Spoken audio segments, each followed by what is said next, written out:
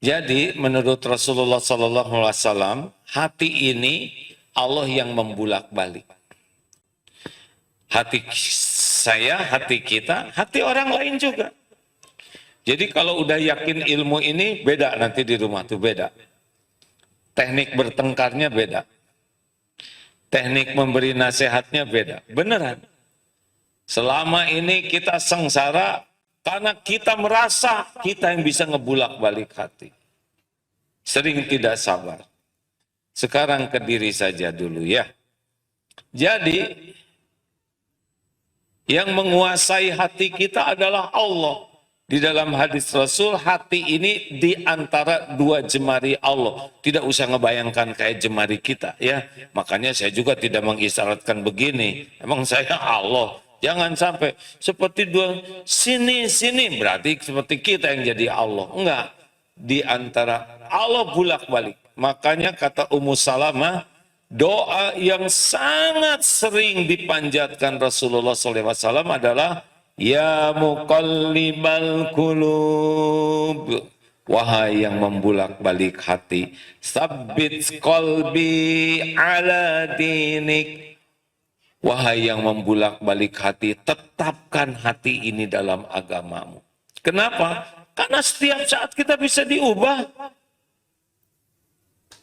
Berapa banyak yang asalnya pakai jilbab rapi, lambat laun tidak dipakai lagi jilbabnya, sesudah itu malah jadi serba kekurangan, dan akhirnya meninggalkan Islam.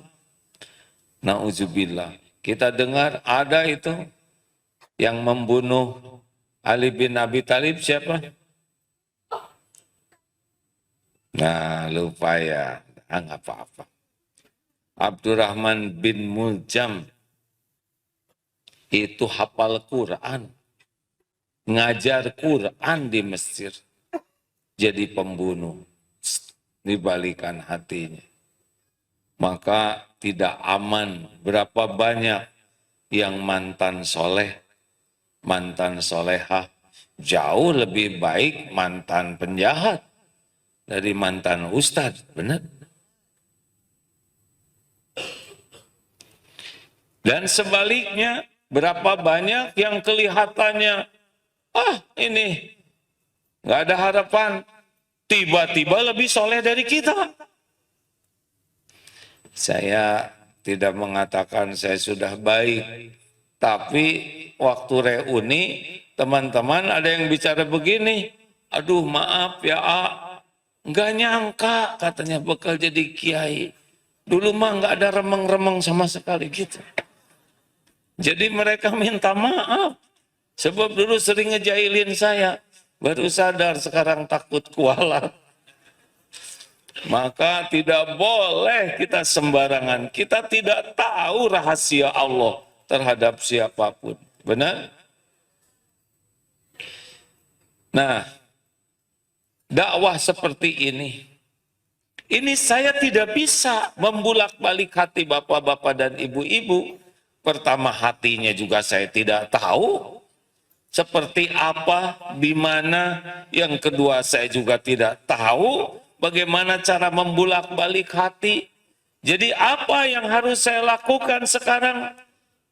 Ya saya berusaha bicara, semoga niatnya ikhlas. Ya Allah, saya bicara, saya sampaikan ilmu yang Engkau amanahkan. Semoga Engkau ridho. Bicara secukupnya, asal yakin yang disampaikannya benar, niatnya berusaha ikhlas, menyampaikannya sekuat tenaga perkataan yang disukai Allah, lalu berusaha agar mengamalkan apa yang disampaikan, kan Allah lihat, dan mendoakan semoga Bapak Ibu dapat hidayah, taufik sehingga bisa mengamalkan. Paling bisa itu aja. Tidak bisa, termasuk di rumah. Pak, nggak usah bertengkar sama istri. Mau ngasih nasihat apa? Istri sudah tahu modal Bapak. Hah? Mau ngomong apa? Allah lebih tahu lagi. Kita tidak bisa membulak-balik hati istri. Kalau kita lelaki nih, nggak usah petantang-petenteng, nggak bisa kita ngebulak-balik hati istri. Hati istri dikuasai Allah. Yang bisa kita lakukan, jadi lelaki, jadi suami, jadi kepala keluarga yang disukai Allah. Itu yang bisa kita lakukan. Jadi bicara baik-baik saja. Nggak usah petantang-petenteng. Dan nggak akan mengubah hati istri. Coba Bu, kalau suami petantang-petenteng, jatuhnya ibu bahagia atau enak? Hah? Nggak usah pakai berdebat kusir. Misal bapak tidak salah, dicurigai oleh istri. Nggak usah emosi. Allah tahu kok bapak tidak salah. Pak tadi pergi ketemu sama siapa? Tenang saja. Bu, ibu jangan begitu-gitu amat. Curiga aja terus sama. Tenang. Perkataan seperti itu tidak disukai Allah. Wa idza khotabahumul jahiluna qalu salaman. Al-Furqan ayat 63. Andai kata orang jahil di sini adalah orang yang lagi tidak bisa mengendalikan diri, maka dia lagi bodoh resiko, ya. Bisa suami, bisa istri, bisa orang tua, bisa anak, bisa adik, kakak, bisa kantor, bisa atasan, bisa orang-orang iseng. Kalau ada orang ngomong nggak enak, qalu salaman. Berkata yang mengandung keselamatan saja. Nggak usah jengkel sakit hati. Kenapa? Karena yang membulak-balik hati orang bukan omongan kita, tapi Allah. Nah, Allah melihat kelakuan kita. Jelas, Pak? Jelas tidak? Nah, saya tidak boleh emosi. Mau jelas, hampir senjata makan Tuhan. Jadi, kalau bicara, tenang saja. Allah tahu kita tidak. Enggak, Bu. Yang benar. Alhamdulillah tidak. Allah menyaksikan segalanya. Saya tidak bohong. Dari dulu juga ngomong kayak gitu terus. Nah, ini lagi digugurkan dosa. Bagaimana kita tidak salah? Kita ingin menjelaskan, tapi orang tidak percaya. Allah kan tahu kita tidak melakukannya. Tapi kenapa kok orang malah menuduh? Ini adalah ujian. Bagaimana zikirnya? Istighfar.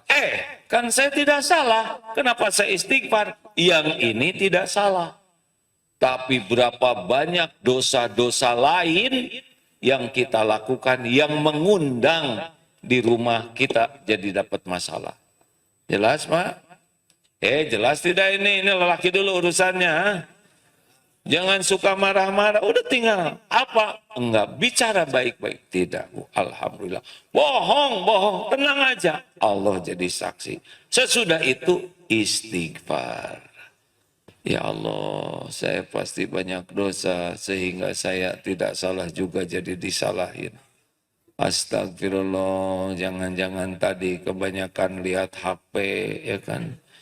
Ya, istri orang dilihat, ya astagfirullah. Setiap maksiat akan kembali ke kita.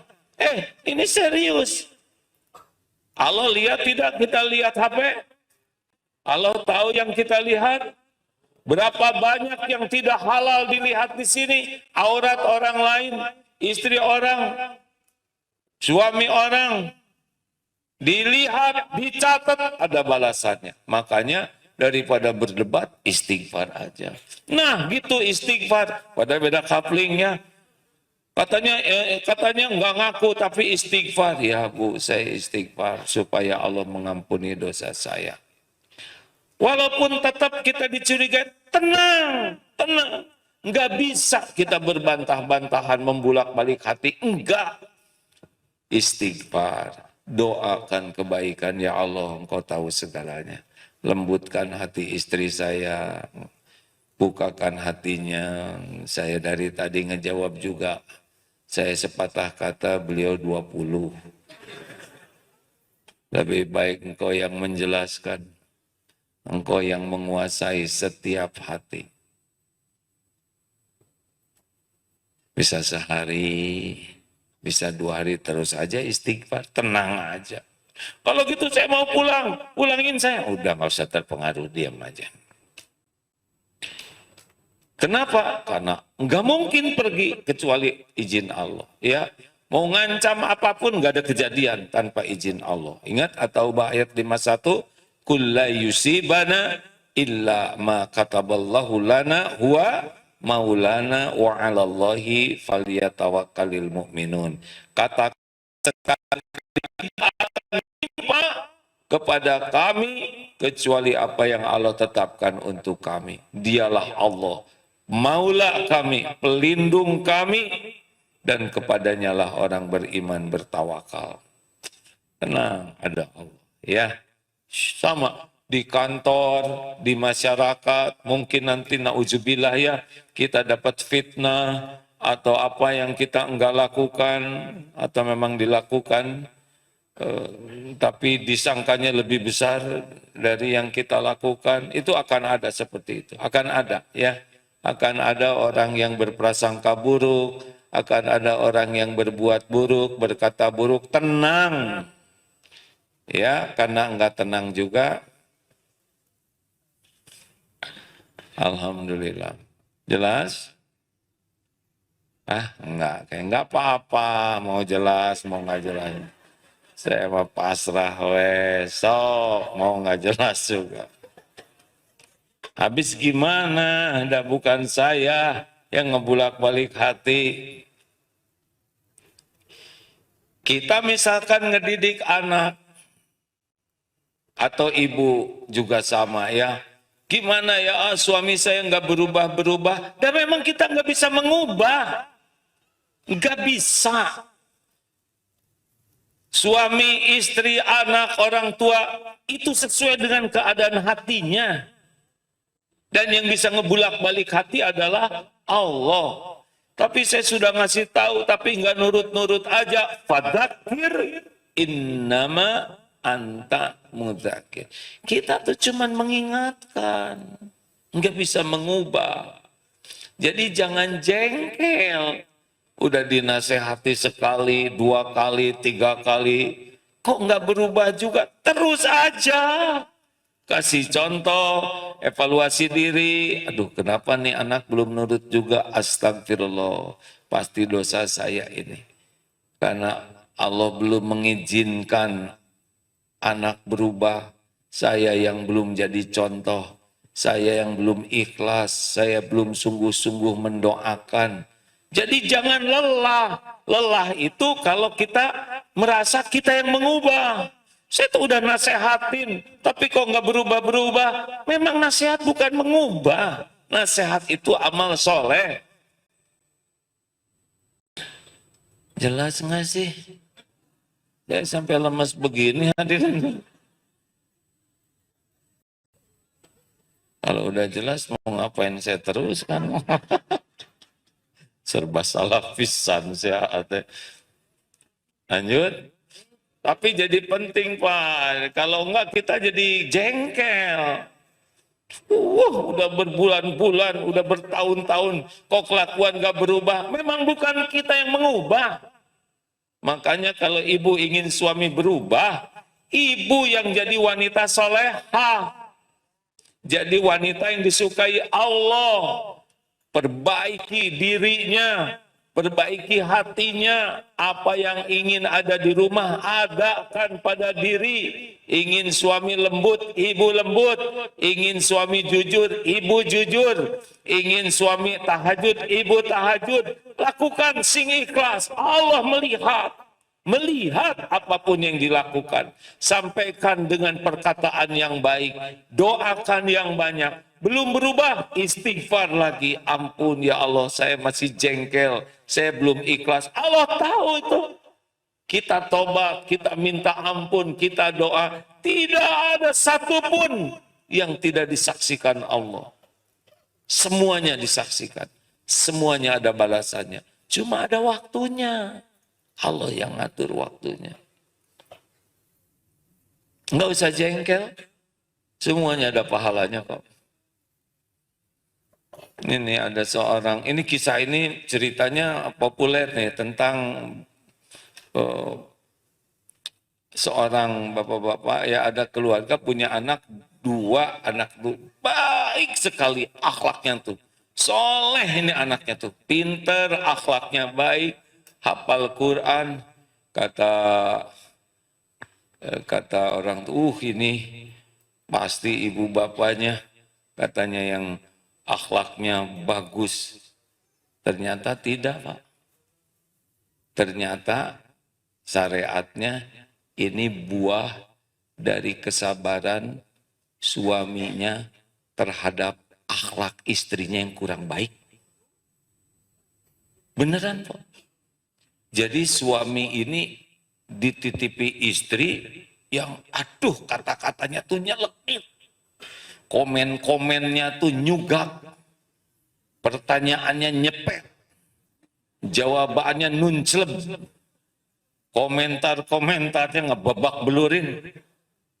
Nyaris katanya, tapi suami ini luar biasa sabar.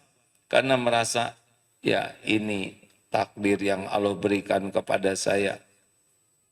Hanya Allah yang bisa ngebulak-balik hati. Tidak ada yang kebetulan, tidak ada yang sia-sia. Setiap keluarga ada episode masing-masing. Episode bagian saya, kata beliau, ini Allah melihat. Dan benar-benar disikapi dengan akhlak yang sabar, tenang. Hasilnya anak-anaknya luar biasa. Kalau tidak salah dalam kisah ini anak-anaknya jadi ulama. Ya tidak, saya tidak nyukurin si emaknya kayak gitu ya. Tapi bagi bapak yang istrinya tidak seganas itu, ya syukurilah. Oh, ini kisah nyata yang saya ceritakan, ulama yang berceritanya juga orang yang amanah. Saya juga mengenal seseorang yang ujiannya tuh datang dari istrinya. Tapi beliau sabar, sabar. Karena Allah melihat semua dan ini yakinlah. Ini ladang takarub saya kepada Allah dan Allah lah yang kuasa merubahnya. Ada yang orang tuanya, bapaknya suka gapleh judi Pak. Di rumah. Anak nggak bisa nasehatin. Tapi anak ini, bapaknya di ruang tengah gapleh sampai malam. Anak ini di kamar baca surat Al-Baqarah terus. Ya Allah, saya tidak bisa ngebulak-balik hati siapapun. Tapi dari Rasulmu, bahwa rumah yang dibacakan surat Al-Baqarah, jin tidak masuk, setan lari, sihir tidak mempan. Berhenti tuh di rumah si bapak, gaplehnya. Tuh kan, suudon. Kenapa sih harus disebut pindah ke rumah orang lain? Nah, kayaknya ada kepuasan gitu kalau gagal teh. Tinggal diam aja. Oh, alhamdulillah. Ini berhenti di rumah, berarti di rumah orang lain. Husnuzon. Jadi tadinya mau saya lanjutkan, jadi enggak ada udah. Astagfirullahaladzim. Jadi tidak usah berlebihan dalam memberi nasihat itu. Tidak usah dengan nada-nada yang Allah tidak suka. Apalagi marah-marah, bertengkar. Dilarang kita bertengkar, berbantah-bantahan. Walaupun kita benar, hindari perdebatan itu. Kenapa? Karena berdebat itu bukan waktunya untuk menyampaikan kebenaran. Sabar aja, diam, tenang.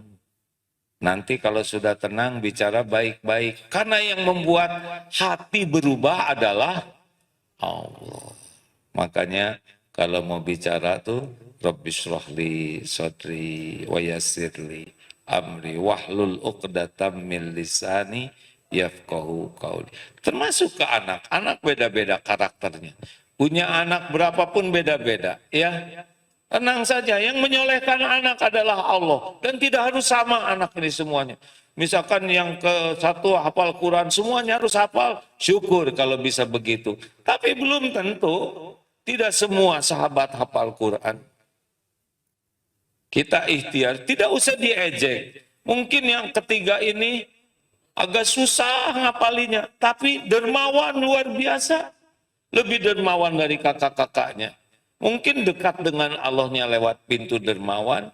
Kalau yang bungsu bagaimana? Dia tidak bisa cepat hafalannya karena memang daya ingatnya lemah. Tapi khidmat ke orang tua, khidmat ke orang tua, mungkin itu yang akan mendatangkan. Ya, udah, nggak usah gimana anak tuh harus begini. Shh, tenang, anak bukan punya kita, anak bukan ciptaan kita, anak ciptaan Allah, milik Allah. Allah yang menanamkan karakter mereka, bakat masing-masing.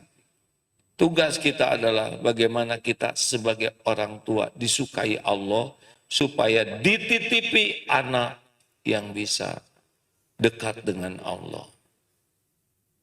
Ujiannya memang begitu. Nah, jadi tenang ya. Nggak usah jengkel. Jengkel tuh karena kita merasa orang tua harus berubah sesuai dengan keinginan kita dengan waktunya. Enggak, belum tentu. Ya. Halo? Tenang saja. Jadi bawaannya apa? Tobat. Pokoknya gini teman-teman, setiap ada kepahitan bentuk apapun, ingat Asy-Syura ayat 30. Wa ma asobakum min musibatin fabima kasabat aydikum wa ya'fu an katsir. Musibah apapun yang menimpamu, mulai dari yang kecil-kecil, gelisah, sakit kepala, nggak enak hati, ada celetak-celetuk yang nggak enak, urusan ini, atau kita kena penyakit ini, semuanya itu muaranya adalah dosa.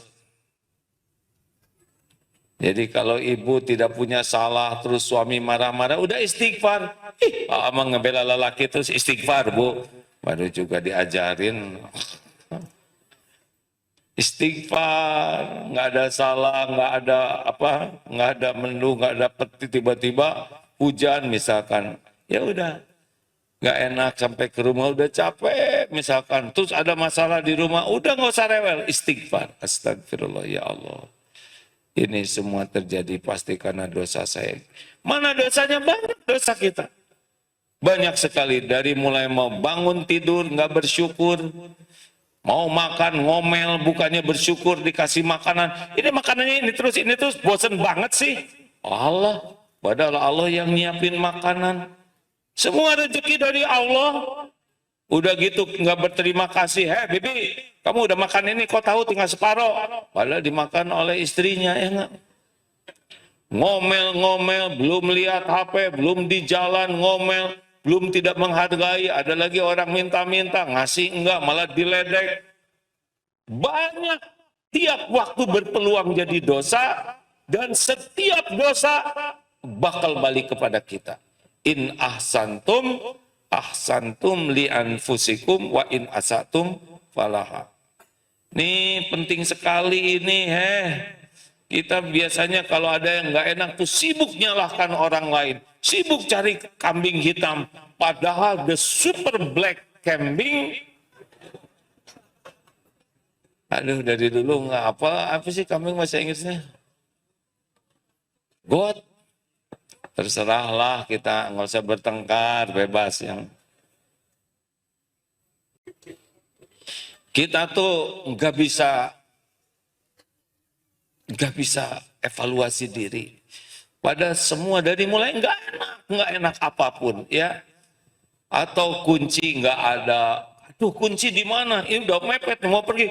Kunci di mana? Kenapa nggak istighfar? Dia yang nyimpan. Mau pergi, tiba-tiba celana robek. Ini dasar celana lapuk. Kenapa? Istighfar. Astagfirullah ya Allah. Dan Allah tahu kita istighfar terus. Ada orang minta-minta, kelihatan sekali ya, betul-betul perlu gitu. Tidak mencurigakan. Tapi hati teh, pasti di kampungnya udah punya rumah. Sok tahu yang kalau pelit mah pelit aja. Kasih aja lah, ya. Makanya maaf ya Bu, Pak, hati-hati ngobrol, lihat video, lihat medsos, itu keluar komentar-komentar, semua dicatat dan semua kembali ke kita. Jangan sampai kita merasa bahwa kepahitan itu buah dari perbuatan orang. Orang itu hanya jalan saja, menyakiti kita. Ya silahkan, ya boleh. Pokoknya bebas, merdeka ya.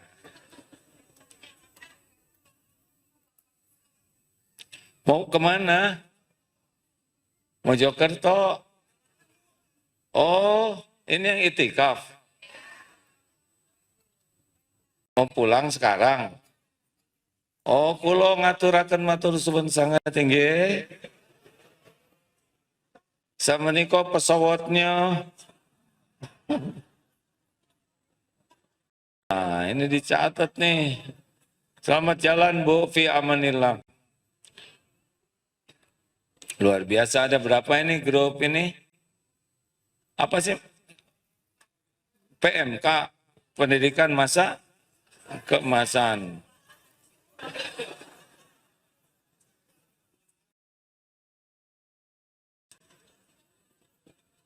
Jangan salah ngomong hadirin. Jadi kita itu akan terus memikul karena kita produktif. Astagfirullahaladzim. Suatu saat ada ini guru laporan di sekolah. Tadi ada tamu, oh ya, tadinya mau ketemu tapi nggak jadi. Ya siapa? Itu tamunya udah tua, pada tua-tua. Oh gitu. Sekira usia berapa ya? Sekitar 60-an. Pengen nonjok. Saya 63 ya. Tapi karena saya, aduh ya, akhir guru itu sopan pisan. Tapi udah telan aja hadirin. Nah, emang faktanya begitu. Makanya Bu, Pak, fokus aja sekarang bagaimana menata hati kita. Ya. Jadi beramal tuh tidak cukup. Bahkan ya dalam ini sedang duduk begini ini hati tuh main. Lihat kerudung yang di depan. Kerudung kayak gini dipakai model apa? Jangan-jangan ini sarung bantal. Cet, langsung. Yang depan sih nggak dengar. Halo, dengar tidak? Lihat ke depan, kalau singletnya bolong. Ngomel, hati tuh bekerja terus ya. Merendahkan aja, ini apa nih kayak gini wajah kita. Kayaknya nggak mandi orang ini. Terus gimana? Datang, ada yang mau kenanya bagus, mau dipakai rendah kayak gitu. Kotor, hati-hati ya. Hati itu bergerak terus akan menilai orang. Bagaimana caranya supaya bersih? Husnuzon. Jangan-jangan yang di hadapan saya ini lebih mulia di sisi Allah daripada saya. Mungkin lebih berbakti ke orang tua. Dia memang sederhana, tapi tidak ada ujub di hatinya. Siapa tahu lebih banyak berdoa ke Allah. Siapa tahu ridho dengan kebersahajaannya. Ini orang sederhana, tapi dia ridho, tidak komplain ke Allah. Dibanding kita punya segala, dan kita banyak komplain ke Allah. Makanya, lihat yang muda, aduh ini masih muda ya Allah, mereka dosanya lebih sedikit dari saya. Lihat yang sudah senior, nah ini dia nih. Berarti pahalanya lebih banyak dari saya. Ini sebelahan, berapa umur dek? 50, apa? 83. Amalkan. Hati-hati, jangan main-main ya. Ini sekelas. Tuh kan, coba di SD beda 35 tahun. Berapa? Abah 83, ini 50. Udah sekelas sekarang. Abah lihat beliau, lihat dosanya ya Abah ya. Oh ini masih dikit nih. Sekarang satu liting. Ini kepada beliau, beliau 83 tahun, berarti sudah 33 Ramadan lebih daripada saya. nggak kekejar itu ya kan. Oh, Ramadan itu bisa menghabiskan dosa tuh. Tahajudnya lebih banyak, zikirnya lebih banyak. Bagaimana kita bisa merendahkan yang lebih tua? Tapi saya lihat beliau tuh nggak bisa baca Quran misalkan. Mungkin orang tidak bisa baca Quran, tapi sedekahnya nyumbang Quran 2.000, 3.000, 4.000 sambil belajar, pahala. Udahlah, berhenti meremehkan orang lain. Ini teman saya ini belum nikah. Siapa tahu belum nikah beliau ridho menerima takdir. Tidak berburuk sangka. Dan waktu luangnya dipakai tahajud, ibadah. Pakai berbakti ke orang tua. Pakai berkhidmat. Boleh jadi melesat di sisi Allah. Lihat ada yang jualan. Tahu jualan jublek? Apa ya bahasa Indonesianya? Ulekan tuh yang dibuat dari batu kan itu. Ya udah. Hebat ibu-ibu. Ya, sok bahagia. Ya, pokoknya saya emang nggak mau berdebat ya. Puas ya, nyebut coet semuanya. Bu, Pak, coba lihat yang jualan jublek itu ya. Coet itu udah dibuat dari batu, berat, sedikit tapi paten, jarang yang beli, sekali beli awet 7 turunan ya kan, itu kan dramatis sekali ya kan. Dan sekarang kalau dibeli yang depan, yang belakang nggak seimbang. Ini serius, saya mikir, ya Allah, ini cobaan benar ya kan? Sekarang dibeli satu, dia jauh. Makanya kalau lihat yang pun jualan coba begitu, udahlah, borong. Jadikan hadiah pernikahan awet. Serius, jangan beli satu, jadi nggak seimbang. Tuh kan baru kepikir ya kan? Nggak ada apa-apanya uang segitu dibanding meringankan beban orang lain. Ayo apalagi sekarang mujahadah hati, berhenti berharap dari makhluk, ini penyakit. Stop berharap karena wa ma bikum min nikmatin faminallah. Nikmat apapun yang ada padamu dari Allah. Stop berharap. Beneran hadirin. Kalau kita banyak berharap ke makhluk, semua nikmat itu yang menggenggam Allah, yang membagikan Allah. Tanpa izin Allah, tidak ada nikmat sehalus apapun datang ke kita. Makanya kalau ingin apa-apa, perlu apa-apa, ke Allah dulu, insya Allah hati makin enak. Ingin apapun, ke istri, ke suami, ke orang tua, ke anak, Allah yang diminta dulu. Kalau minta ke makhluk, siap-siap galau. Boleh bicara, boleh. Tapi hati, no. Hati hanya ke Allah. Mulut bicara, kaki melangkah, tangan menulis, otak berpikir, di syariat silakan. Hati tidak. Hati hanya ke Allah. Coba begitu. Ya Allah, saya mohon kepadamu. Engkaulah yang kuasa membulak-balik hati. Apa aja kalau mau minta. Ibu minta uang sama suami ke Allah dulu. Ya Rob, pemilik rezeki langit dan bumi. Hanya engkaulah satu-satunya penjamin rezeki. Tolong beri saya rezeki ya Allah. Kalau lewat suami, mudahkan. Mas, gimana ada enggak buat belanja minggu ini? Nggak ada Bu. Ya enggak apa, maaf ya Bu, enggak apa-apa. Ya Allah, engkau sudah dengar. Apakah perlu saya cari gitu? Nah, tenang aja. Kalau memang Allah mau ngasih, dibalikin hati suami itu. Maaf ini keselip ceknya. Cek kosong.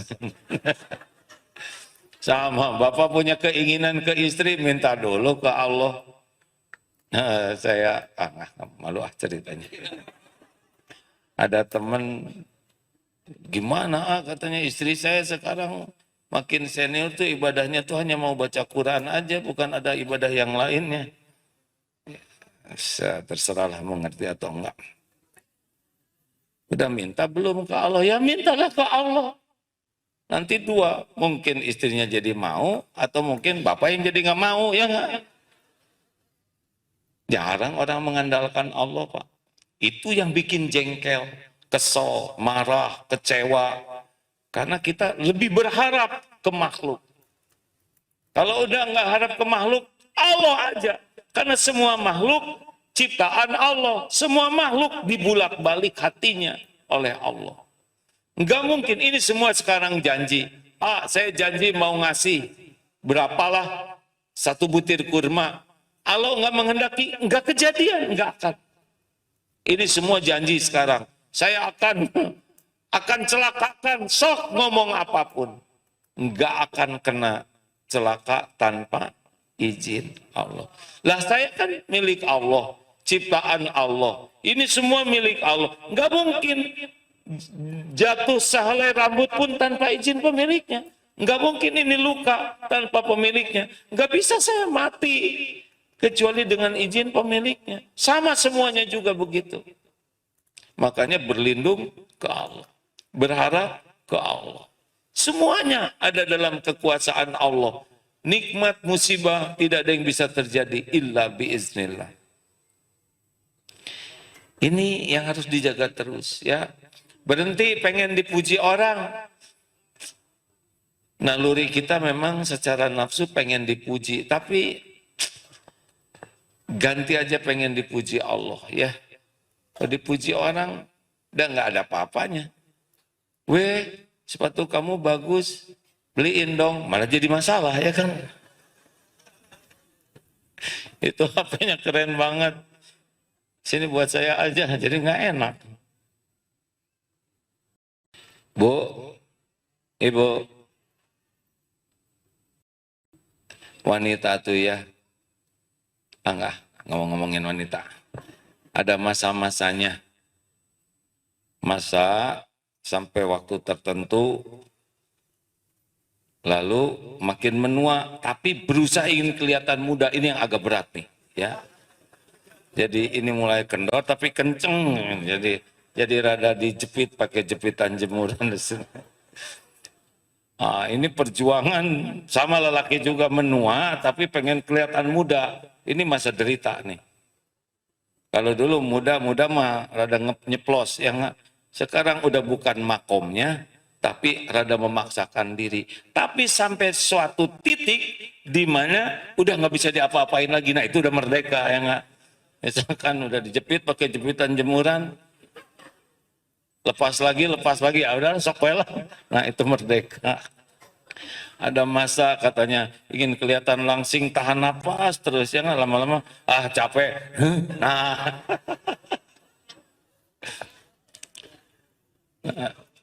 Jadi yang capek itu sebetulnya karena sibuk dengan penilaian makhluk. Ingin kelihatan kaya, ingin kelihatan keren, ingin kelihatan cakep, ingin kelihatan elit. Capek hidup kayak itu, penyakit. Udah, just the way you are. Mau bahagia, qad aflaha man aslama waruziko kafafan. Wa qana'ahullahu bima atah. Amat sangat bahagia, beruntung orang yang Islam, cukup rezekinya dan puas dengan apa yang Allah berikan. Nah udahlah, nggak usah ribet lah dengan dunia maya. Nggak usah ngebanding-banding dengan rezeki orang. Nanti apa orang Allah yang ngebagiin, ngapain kita pikirin?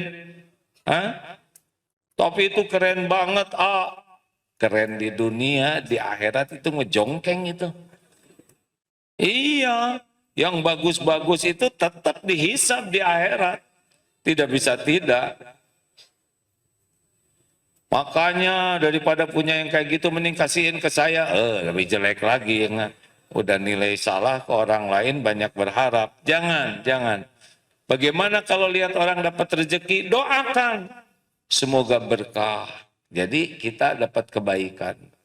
Kalau pengen tinggal minta ke Allah, nggak usah ngungkit-ngungkit rezeki orang. Dah Allah yang ngasih. Dan itu pun sebagai ujian. Jelas hadirin sekalian? Udah, latihan jangan berharap dari makhluk, bebaskan dari sibuk pengen penilaian makhluk, lalu lihat duniawi ini jangan kagum-kagum lah. Seneng boleh, wajar ya.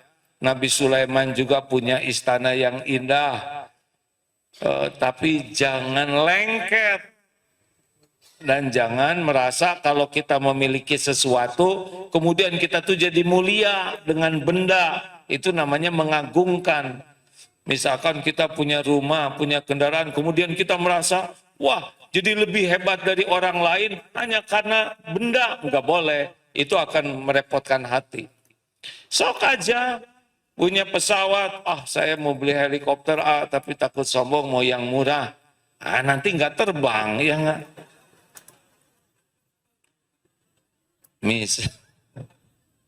Misal di pesantren karena misalkan helikopter 20 miliar wajar lah ya.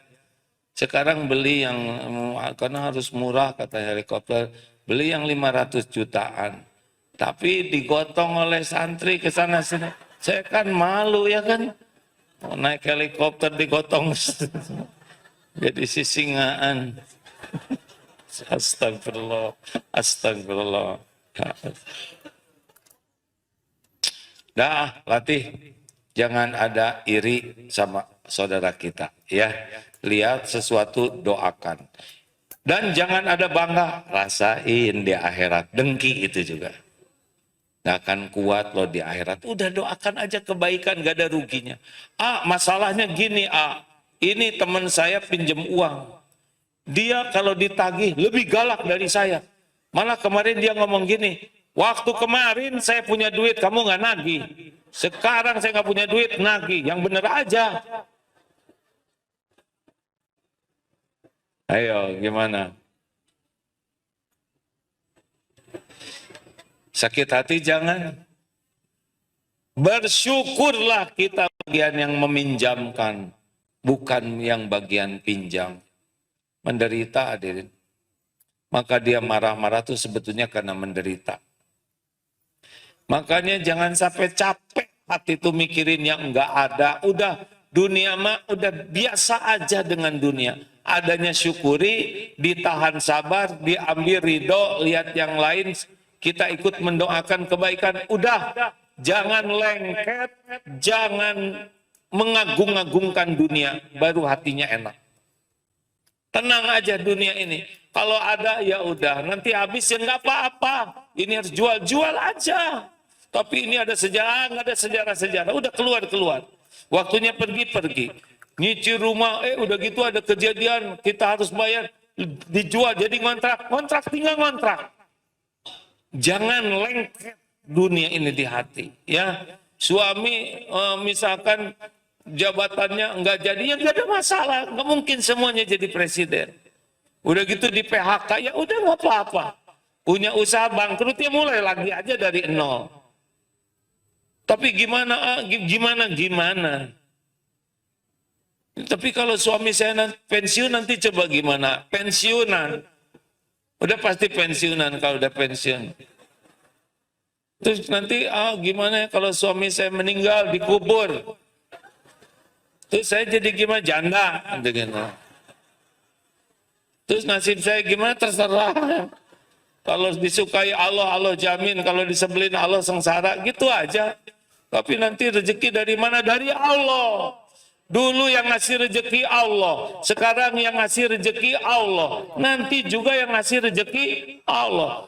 Punya tabungan, tidak punya tabungan, sama yang ngasih rezeki adalah Allah. Dolar mau 10.000, 15.000, sok wae. Allah yang ngejamin rezeki. Jadinya enggak berat hidup ini kan. Mau dunia ini cuman gini aja.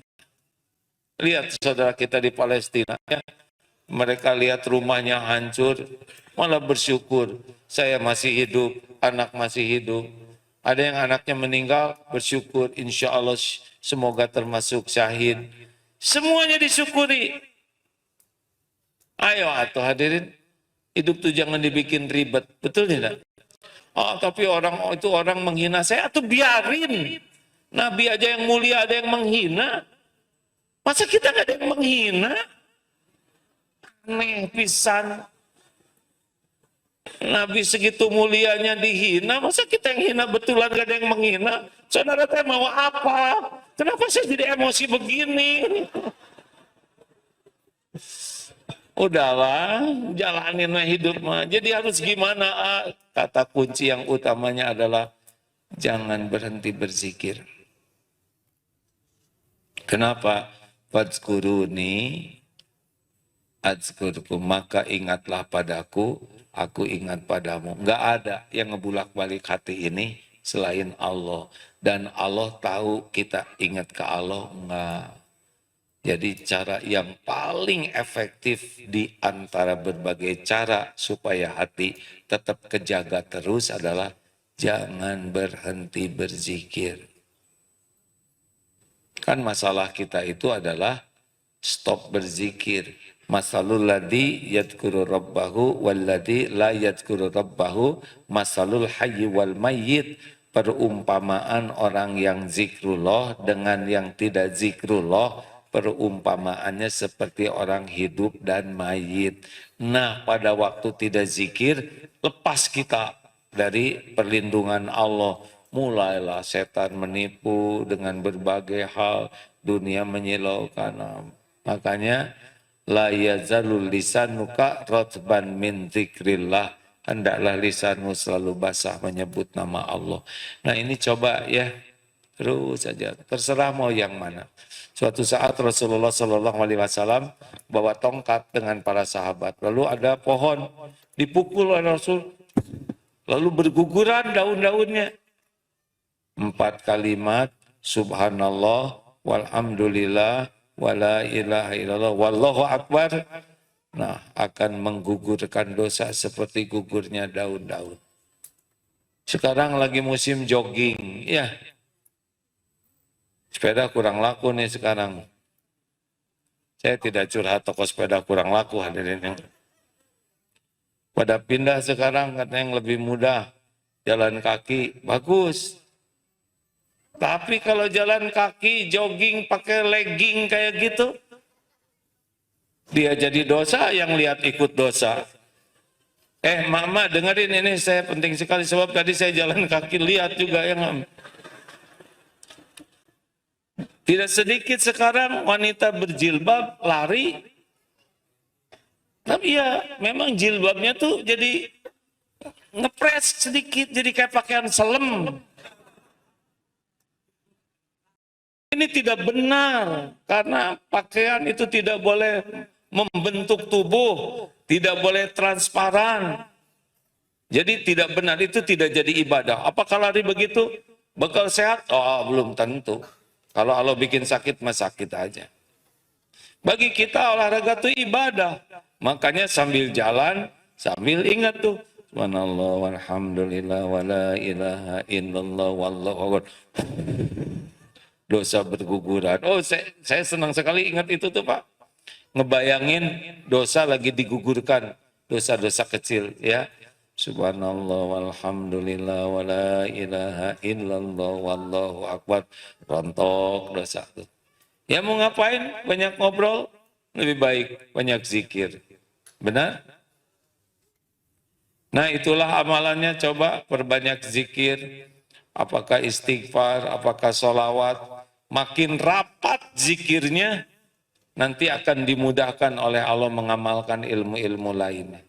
Percayalah, ada sahabat kaum Ansor, ya Rasul, saya sudah dapat pelajaran syariat Islam banyak. Beri saya amalan yang kalau saya pegang, nah, kata ulama, bisa mengamalkan ilmu-ilmu lainnya. La yazalul lisanuka rotban min dzikrillah.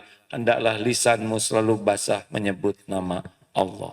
Nah, inilah mudah-mudahan ya, secara sederhana keseharian kita, bagaimana hati ini bisa terpelihara. Ada pertanyaan silakan. Mas sedekat ini nanya, ya udahlah. Saya kira kalau udah depan-depanan gini mah nyerep. Tenang.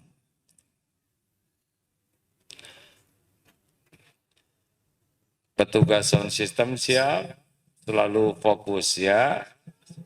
Ya. Assalamualaikum warahmatullahi wabarakatuh. Nama saya Saifullah Senaponda. Saya dari Depok. Saya kebetulan peserta PMK angkatan pertama untuk Masjid DT di Jakarta. Alhamdulillah. Sebentar, PMK itu adalah pesantren masa keemasan. Setiap celetak-celetuk dicatat, ada balasannya. Bukan ketuaan, Bu, kekolotan. Sama ini juga. Alhamdulillah setelah 25 tahun lebih saya sempat berinteraksi dengan pesantren DT di Geger Kalong. Saya dipertemukan kembali menjadi peserta PMK ini. Saya banyak mendapat pelajaran berharga dari materi yang disampaikan para guru ustadz, bagaimana kembali untuk belajar dari dasar tentang hablum minallah. Dan juga tadi hari ini saya mendapat tausiah dari AA lagi, langsung tadi ada hablum minanas dan hablum minal maluki. Nah, ada satu pertanyaan yang berhubungan dengan ketika 2 hari lalu saya nyetatus keikut perusahaan saya, di foto di belakang banner acara ini ada manajemen kolbu, ada DT-nya, terus ada saya captionkan bagaimana untuk menjadi husnul khotimah. Ada satu pertanyaan saya, kebetulan ada hubungannya dengan tadi tausiah AA dan 2 bendera yang ada di belakang AA. Jadi ada teman yang mengomentari saya dari yang kebetulan sekarang dia di petugas di Peacekeeping Force di tempat yang sekarang lagi di Oyo-Oyo sama Zionis Israel. Jadi pertanyaannya, Mengenai manajemen kolbu. Ada hubungan dari doa yang ya mau kebasbuk sabi kolbi ala dini. Ada hubungan dengan itu. Jadi teman ini tadi bilang tadi tausiah ada 3 golongan yang secara waktu berurutan dihisapnya. Yang pertama adalah syuhada. Semua orang tentu ingin meninggal menjadi syahid. Pertanyaannya, teman ini setelah membaca status saya, dia bertanya kepada saya, yang mungkin dia tahu pertanyaan ini akan amanah yang mungkin saya akan tanyakan ke AA. jadi apa Ini pertanyaannya? pertanyaannya adalah, dia ingin menjadi syuhada. Oh iya. Tapi kalau dia melakukan itu, dia akan menjadi desertir untuk, ini kan bertugas atas nama bangsa dan PBB. Kalau dia mendahulukan kolbunya, niat hatinya untuk menjadi, dia tanya apa yang, dia curhat saya, apa yang harus saya lakukan. Saya hanya bisa jawab doa tadi. Saya nggak bisa jawab, bacalah doa itu. Lah pas tadi beberapa kali menyinggung masalah manajemen kolbu dan itu. Kira-kira jawaban apa kalau bisa saya sampaikan? Agak berat.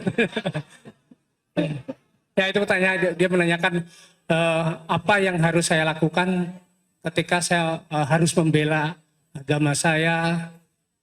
Dia ingin masuk surga juga dengan tadi mungkin dia menjadi syuhada. Belum ada. Jadi pertanyaannya saya harus jawab apa ke teman saya itu? Yang tadi aja jawabannya. Yang itu tadi? Ya. Ada yang lain nggak jawabannya? Ah itu aja. No. Baik. Saya sekuat tenaga harus sabar ya kan. Karena tidak semua orang jadi penceramah, betul tidak? Ada yang ingin menyampaikan tapi saking semangatnya. Jadi intinya apa pertanyaannya? Bagaimana supaya bisa jadi syuhada? Menjadi syuhada kalau dia melakukan itu pelanggaran. Oh iya, mau jadi syuhada ya tidak harus mati di medan perang semuanya. Syahid itu kan banyak. Beramal bisa karena Allah, bisa karena nafsu ya. Kalau saya sarankan sih istiqomah saja di jalan yang dipenuhi. Doa minta syahid silahkan. Kalau jadi petugas yang ikhlas itu juga sudah menjadi jalan. Tidak rumit kok mendekat ke Allah tuh karena Allahnya juga maha dekat. Penting hatinya bersih gitu. Gitulah. Karena yang berjumpa dengan Allah Yauma la yanfa'u malu wala banun illa man atallaha biqalbin salim. Asy-Syu'ara ayat berapa deh? 8. Mana ini bagian ngapalin? Ingat hari tiada manfaat harta dan anak-anakmu kecuali yang berjumpa Allah dengan kolbun salim. Kalau saran saya sekarang jadi petugas-petugas saja ya. Nanti kalau memang takdirnya ada ke sana ngalir. Apa yang sedang dijalani lakukan dengan sangat baik, sing ikhlas karena pindahnya kita dari satu titik ke titik lain juga kalau ikhlas Allah yang memindahkan. Dalilnya apa? Surat Al-Ankabut 69, walladzina jahadu fina lanahdiyannahum subulana. Dan orang-orang yang mencari keridhaan Allah sungguh-sungguh, Allah benar-benar menunjukkan jalan-jalannya. Jadi kita pindah dari satu makom ke makom lain, kalau kitanya ikhlas, di sini makomnya ikhlas, nanti Allah yang memindahkan. Gitu. Karena bisa nafsu ya. Wah, saya pengen cepat-cepat hafal Quran. Kalau menurut saya sih, mending tiap huruf yang dibaca diterima oleh Allah. Karena cepat-cepat hafal disebut hafiz belum tentu siap kitanya. Menarik nih ya, di pesantren, suatu saat saya lewat ke mihrab, ada anak-anak santri ngobrol begini. Ini tapi saya sampai terperangah. Santri masih muda, SMP-an lah. Ngobrol dia dengan teman-temannya. Kamu mau ngapain ke sini? Katanya. Ya mau belajar lah. Kalau saya ke sini nggak boleh, kata guru saya nggak boleh jadi pengen jadi ulama. Gitu. Saya langsung diam aja. Dengerin. Kata guru saya sih nggak boleh pengen jadi ulama, nggak boleh pengen jadi kiai. Jadi mau apa aja kamu ke sini? Kata guru saya sih ke sini supaya saya jadi orang bertakwa. Itu benar hadirin. Sebab ulama dalam pandangan anak kecil belum tentu ulama yang dalam pandangan Allah. Boleh jadi kebayangnya ulama tuh terkenal, masuk ke TV, dijemput, pulangnya dapat berkat. Jadi duniawi. Makanya kata gurunya, kamu nggak usah mikirin pengen jadi ulama. Karena sangat boleh jadi pemahamannya tentang ulama tuh hanya status duniawi. Kamu udah jadi orang yang soleh saja, jadi anak bertakwa, nanti Allah akan menakdirkan yang terbaik buat kamu. Luar biasa ini. Ini obrolan anak SMP, Pak. Saya juga, aduh, ini hebat sekali obrolan ini. Masya Allah. Ya, pertanyaan selanjutnya. Bapak, bagian megang ya.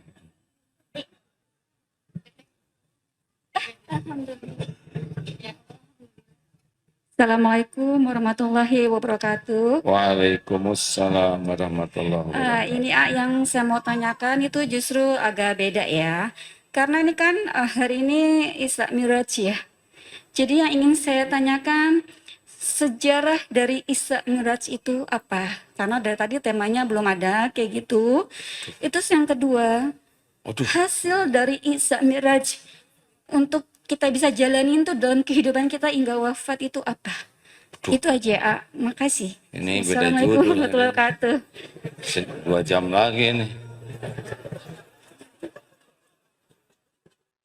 Saya sebetulnya, ya udahlah, setiap omongan bakal dicatat dah. Gini ya Bu, jadi Isra Mi'raj, sederhananya aja, Isra Mi'raj itu perjalanan dari Mekah ke Masjidil Aqsa.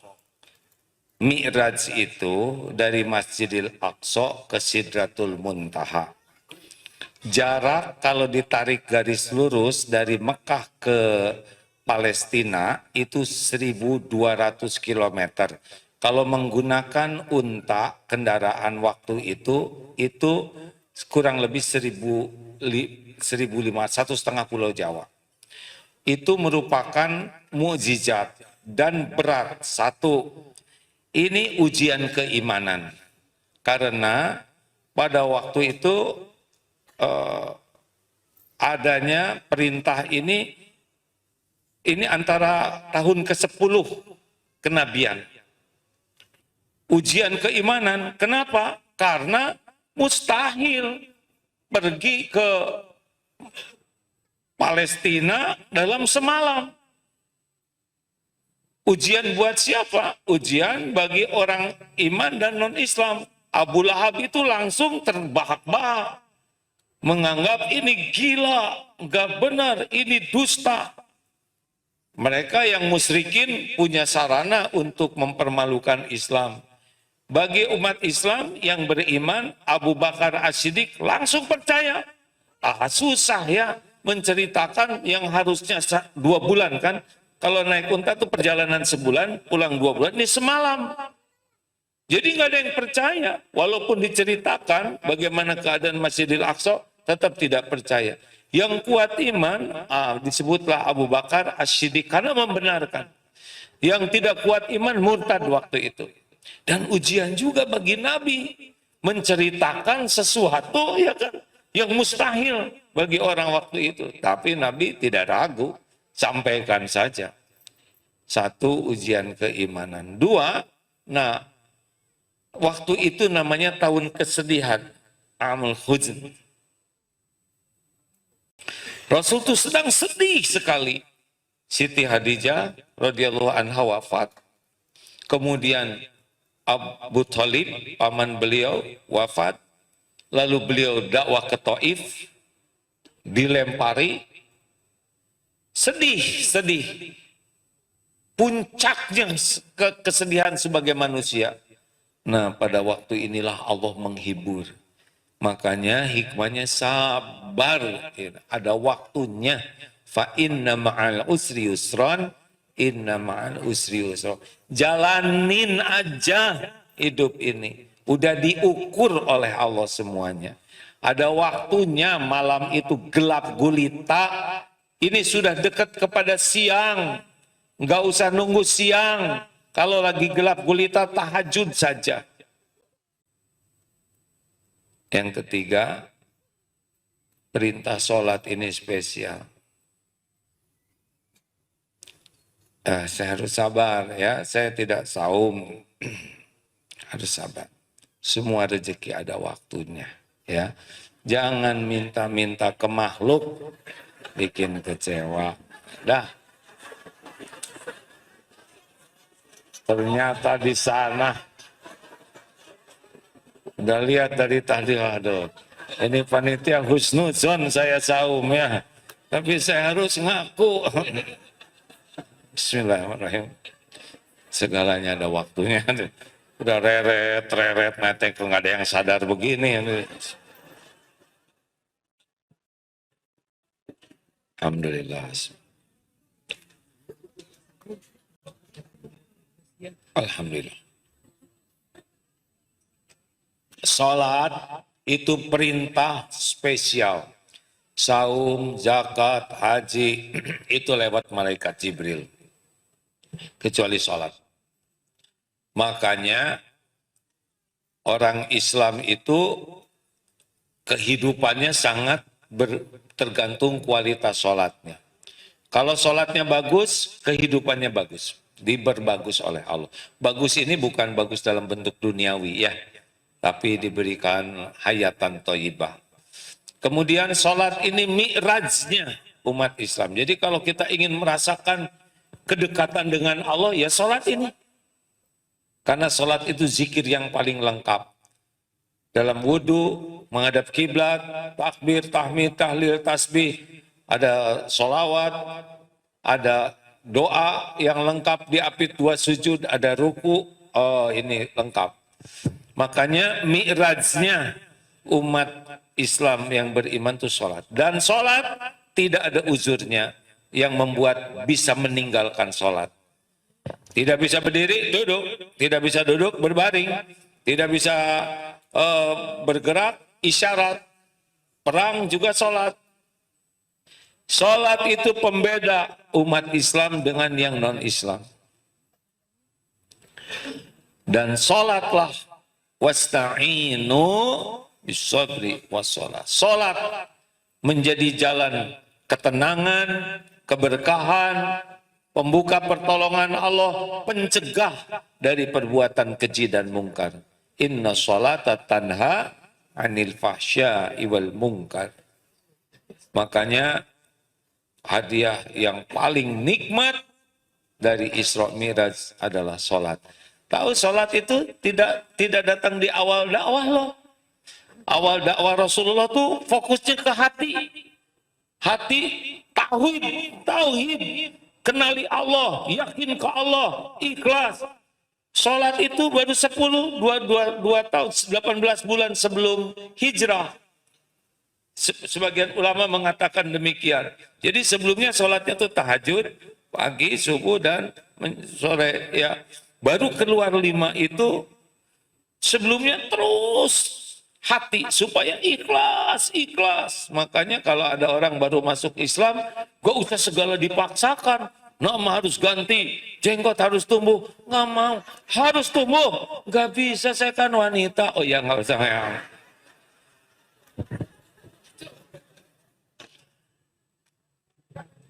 Ya jangan dipaksa lah, berproses ya. Berproses, kuatkan iman hati nanti. Orang baru masuk Islam harus langsung pakai jilbab. Benar, tapi berproses lah. Kuatkan dulu imannya. Sampai pakai jilbab itu bukan karena mode, bukan karena terpaksa. Karena memang begitu Rasulullah juga dakwahnya terus dimotivasi. Sampai mengerjakan sesuatu itu karena cinta ke Allah, bukan karena tertekan. Makanya kalau punya anak jangan dipaksa, harus hafal Quran. Nanti anak jadi depresi karena tugas baca Quran terus. Buat anak tuh cinta ke Quran tuh. Dan tiap anak beda-beda. Ibunya aja nggak hafal ya nggak? Ya dong nak, kamu nanti bawakan ibu mahkota. Terus kata anak, atau ibu bawa sendiri. Yang enak aja kita nyuruh anak bawa mahkota buat kita. Kita nggak bawa mahkota buat orang tua kita. Kayak baru kepikir. Ya kan kalau anak-anak muda hafalnya kalau orang tua. Kata siapa Pak? Ini saya punya teman, bapaknya umurnya 94 tahun. Setiap bulan 6 kali khatam Quran. Tidak pakai kacamata. 94 tahun masih jalan ke masjid. Tidak pikun. Oleh Allah dibuat muda. Belum hafal Quran, tapi kalau orang baca Quran ada yang salah, beliau tahu. Ya itu 6 kali berarti berapa hari sekali sih? 5 hari sekali ya? Terserah lah, pokoknya gitu aja. Terakhir. Bismillahirrahmanirrahim. Assalamualaikum warahmatullahi wabarakatuh. Yang ngacung siapa? Yang bicara Waalaikumsalam warahmatullahi wabarakatuh. Alhamdulillah kesempatan hari ini saya ketemu langsung dengan Agim. Belum pernah seumur saya. Belum pernah. Dari mana Ibu? Saya dari Pasar Minggu. Oh dari pasar, alhamdulillah. Dari Pasar Minggu. Karena mungkin dinas tidak pernah langsung, tapi selalu saya download apapun itu tentang yang Agim ceramahkan, saya download, saya dengar. Pertanyaan saya tentang menata hati. Tadi sudah saya dengarkan, bila kita terzolimi, kita kan tadi introspeksi diri, terus beristighfar dengan dosa-dosa kita, mendoakan orang yang menzolimi kita. Tapi di situ ada sabar, Agim. Ada sabar. Sabar itu bukan diam di tempat. Ada usaha menjelaskan sesuatu, mengutarakan pendapat. Nah, cara kita sebagai muslim untuk menjelaskan tadi, kan kata Agim tadi, biarkan Allah yang membolak-balikan hati. Kita nggak akan bisa. Tetapi di situ ada kata sabar. Sabar itu kita bergerak. Bergerak untuk menjelaskan apa yang membuat dia zolim ke kita itu tadi. Nah, caranya supaya, pertanyaan saya, bila kita sudah lakukan langkah-langkah yang tadi, biar hati lega. Nah, saya sebagai muslim yang katakanlah imannya belum sekuat orang-orang lain, saya doakan karena saya pernah dengar orang yang terzolimi doanya tidak ada hijab ke Allah. Tenang Bu, tenang. Ya, saya mengerti ya, Ibu tidak ada hijab. Posisi berat ya. Nah, setelah saya baca itu, saya doakan pertamanya mendapat hidayah supaya dia berbuat baik kepada yang dizolimi tadi ya, atau saya lah yang dizolimi gitu. Nah, ketika tidak juga dijelaskan, enggak juga, saya doakan supaya dia mendapatkan azab dari Allah dari perbuatannya. Karena itu dalam Islam boleh, tapi tidak melebihi daripada yang dizolimkan ke saya. Karena nanti saya takut lebihnya itu akan dihisap sayanya. Nah, pertanyaan saya, bagaimana cara kita lagi supaya dia tidak menzolimi kita? Itu saja Pak, ya Ustadz Agim. Bukan menzolimi kita, menzolimi ibu. Saya, ya. Itu saja, terima kasih. Assalamualaikum warahmatullahi wabarakatuh. Aduh, ibu jauh-jauh dari pasar ke sini. Puas ibu ya. Jadi pertanyaannya apa, Bu?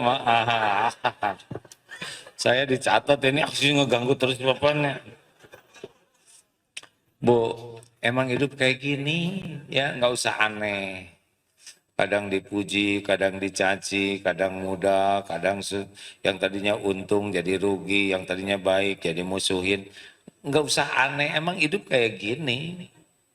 Al-Anbiya ayat 35, wa nablukum bisyarri wal khairi fitnah. Memang hidup ini ujian sepenuhnya, jadi rileks saja ya. Jangan segala dimasukin ke hati dan semuanya juga memang begini. Kulla yusibana, ulangi. Ma asaba min musibatin illa biiznillah. Tidak ada satupun musibah yang menimpa kecuali dengan izin Allah. Wa may yu'min billah yahdi qalbah. Barang siapa yang beriman kepada Allah, Allah memberi petunjuk ke hatinya. Wallahu bikulli syai'in alim. Dan Allah maha mengetahui segala-galanya. At-Taghabun ayat 11. Kalau sudah terjadi, Al-Hadid ayat 22-23. Ma asaba min musibatin fil ard wala fi anfusikum illa fi kitabim min qabli an nabra'aha inna dzalika 'ala Allah yasir. Tiada satupun musibah yang menimpa di bumi ini, gempa, kebakaran, tsunami, perang, dan juga pada dirimu, ketipu, difitnah, nggak apalah penyakit, apalah segala kejadian, kecuali sudah tertulis di Lauh Mahfuz. Sebelum kami mewujudkannya, sebelum Allah mewujudkannya, inna dzalika 'ala Allah yasir. Dan yang demikian itu sesungguhnya mudah bagi Allah. Likaila ta'sau 'ala ma fatakum, agar kalian tidak terlalu bete, bersedih dengan yang luput, dengan yang nggak cocok kayak tadi itu gitu. Dan jangan terlalu gembira kalau Allah ngasih sesuatu, syukur harus. Tapi menjadi wah hebat anak saya, diam, itu memang udah garisnya gitu. Sesungguhnya Allah tidak menyukai orang yang sombong lagi membangga-banggakan diri. Emang begitu ujiannya, Bu. Ibu harus lulus. Jadi goal ibu tuh bukan dia ngembaliin uang, tapi kita lulus menghadapi ujian ini. Bicara aja baik-baik, jelaskan baik-baik, ya, sebagai amal soleh kita. Belum tentu ngerti juga dia dijelasinnya kan. Jangan marah-marah, jangan dendam, mau ngapain? Lihat takwa, ciri orang takwa. Alladzina yunfikuna fis sarra'i wad dharra wal kadhiminal ghaidha, menahan amarah. Wal 'afina 'anil nas, memaafkan orang-orang. Wallahu yuhibbul muhsinin, dan Allah mencintai orang yang berbuat kebaikan. Tuh kalau ada apa-apa pegang, karena kita inginnya jadi takwa. Jadi semua ujian itu membuat kita jadi pemarah? Tidak. Semua ujian itu membuat kita jadi pemaaf? Tidak. Goal itu adalah lulus jadi orang yang disukai Allah. Perkara dia ngembaliin atau enggak, itu mah bukan yang terpenting. Ya, gitu ya. Ada masalah di keluarga, goalnya adalah ibu jadi ibu yang disukai Allah. Bukan anak langsung jadi soleh, suami langsung jadi jinak, yang di rumah mengeong terus. Sama saya juga banyak urusan, pikiran saya harus lulus. Ya, ketika dipuji, dicaci, ada, tiada, sehat, sakit, mudah, susah, goalnya lulus. Apa lulusnya? Makin takwa, makin yakin ke Allah, makin patuh. Kita nggak bisa menyelesaikan masalah. Nah, kita mah suka kekuh gitu ya. Harusnya kekuhnya kita makin dekat ke Allah. Iman makin kuat, amal makin meningkat, itulah sebetulnya goalnya. Kalau solusi ya Allah yang kapan menang, kapan kalah. Perang Badar menang, Uhud kalah dulu, ya gitu Allah aja. Gitu ya Bu, tenang, tenang weh. Aduh, saya sampai tegang tadi ya. Oh, di lantai 3 ada juga orang? Oh, penuh. Oh, terima kasih. Saya lihat kemana dong? Oh, ke kamera. Di aula juga penuh. Masya Allah. Alhamdulillah. Hari pekan kedua yang biasa Istiqlal, kita pindah Istiqlal ke Pondok Indah ya. Hah? Masjid Pondok Indah meni happy ah. Lantai 3 bertanya silakan. Ini kelamaan nih ceramahnya, mentang-mentang nggak ada yang ngantor gini. Lanjut, terakhir. Ya. Assalamualaikum Pak Ustadz. Waalaikumsalam. Mau tanya Pak Ustadz tentang tema ya Muqallibal Qulub tadi.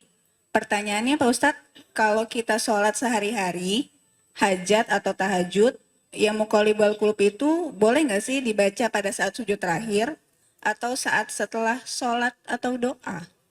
Terima kasih Pak Ustadz. Sujud terakhir atau sujud yang lainnya ditambah dengan doa boleh. Yang jangan tuh baca Quran waktu sujud. Ya, baca Quran pada waktu berdiri. Tapi waktu sujud memang disunahkannya berdoa. Tidak harus sujud terakhir saja yang saya tahu ya. Terutama pada waktu sholat sunnah. Perpanjang itu sujud tuh. Allahumma ya muqallibal qulub tsabbit qalbi ala dinik wal iman. Gimana kalau doanya Rabbana zalamna anfusana, itu kan Quran, kita tidak niat baca Quran tapi niat berdoa. Jadi perpanjang sujud itu Rabbik firli wali walidayya warhamhuma kama rabbayani shaghira ya arhamar rahimin irhamna. Perpanjang sujud itu dengan doa karena itu saat paling dekat kita dengan Allah. Makanya tahajud itu ya dinikmati betul. Cuma kalau tahajud itu di 15 menit sebelum azan sebaiknya tidak sholat semuanya, tapi gunakan untuk istighfar. Karena itulah saat luar biasa ampunan Allah di penghujung malam. Jadi tahajudnya sampailah 1/4 jam sebelum adzan, itu udah ampun, buka dosa tuh ya, dosa ke orang tua, dosa sampai bisa nangis. Wah, kalau udah nangis itu udah Masya Allah. Jangan lupa baca surat Al-Baqarah di rumah ya. Insya Allah yang banyak suasana rumah nggak enak baca itu banyak jin mungkin ya. Nanti kalau dibacakan jin pergi. Pokoknya setan menyingkir, jin tidak akan masuk, sihir tidak mempan. Coba. Saya sudah nyoba ngasih tahu ke teman-teman dan yang mengamalkannya. Ada, aduh baru juga saya tamat. Langsung dia dapat rumah. Ada yang ngasih pinjam uang. Terus gimana nanti nyicilnya ya? Ayo Al-Baqarah lagi. Beneran, ada yang rumah nggak susah sekali cari laku tuh ya. Baru juga selesai beliau 2 minggu tuh, harusnya kalau bisa paling telat 3 hari lah ya, 1 kali tamatan. Yang bagus kita coba aja tiap hari ya, karena berkah Al-Baqarah tuh. Yang belum punya jodoh, yang belum punya anak, dengan istiqomah ikhlas ya, bahkan ada saya dari Australia itu mendengar cancer stadium 3 atau stadium 4, udah nggak mau di kemo, udah baca kata gurunya Al-Baqarah aja. Sampai beliau hafal surat Al-Baqarah ibu-ibu. Dan Allah yang maha kuasa atas segala-galanya mudah saja ngilangin cancernya itu. Ya setiap orang beda-beda, yang penting sih ikhlas bacanya. Ya, niatkan setiap huruf yang dibaca membuat kita makin disukai Allah.